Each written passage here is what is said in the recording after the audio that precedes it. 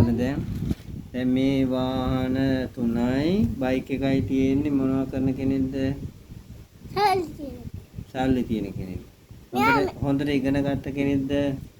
එයා හොඳට ඉගෙන ගත්ත කෙනෙක්. ඕකේ. එතකොට දැන් මෙයාට තියෙන්නේ මොකද්ද? බයිසිකලයයි කාර් එකයි දෙකයි. එයාත් මොකද්ද කරලා තියෙන්නේ? ටිකක් ඉගෙනගෙන. පුට්ටක් නේ.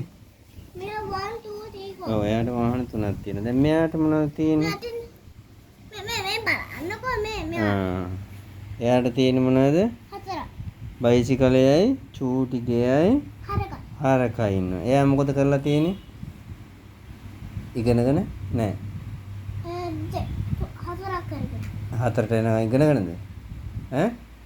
ඔව්. අර සල්ලි තියෙන එක්කෙනා ගොඩාක් මෙයා ගොඩාක් ඉගෙනගෙනද? එයාට වාහන ගොඩක් තියෙනවා නේ.